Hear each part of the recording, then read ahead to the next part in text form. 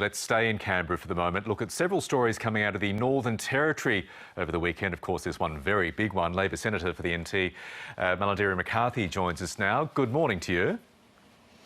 Good morning, Michael. Now, let's start with the NT election. As a Labor Senator, how confident are you that Michael Gunner's government would be re-elected in its own right?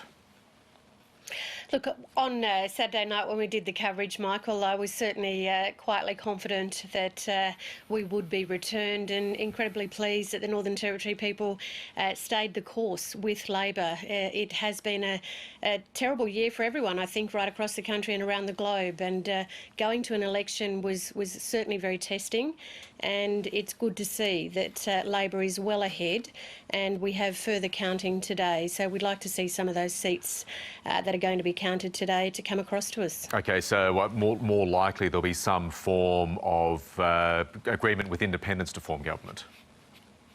Well, at this point, we certainly know that we have 12 seats, my understanding is, Michael, and we need 13 to be able to obviously do that in our own right. And there are 5 to 6 seats still left to go, and we're reasonably confident that at least 3 may possibly come our way. So we think we'll be able to do it in our own right. OK, speaking of the Northern Territory, it is set to lose one of its 2 seats. There'll only be one House of Representatives seat under the redistribution proposal put forward by the Australian Electoral Commission. You are one of the architects of a private members' bill to stop this. What is wrong with 2 seats being folded into one? Well, it just diminishes the voice of the people of the Northern Territory in a parliament of over 200 voices from around the country, Michael. We have 4 representatives, 2 in the Senate and 2 in the House of Reps, and we already feel that our voices are fairly limited. So to lower it to even 1 less now is just ludicrous in the eyes of the people of the Northern Territory, and they're supporting me to make sure that we can get this private senator's bill through to see that our 2 seats in the lower house are legislated at a minimum. And how confident are you of the success of this bill? Well, look, at the moment, I'm certainly pleased we've got the support of my fellow CLP Senator, Sam McMahon, and also the Nationals, the Australian Greens. I know that the crossbenchers are also expressing support.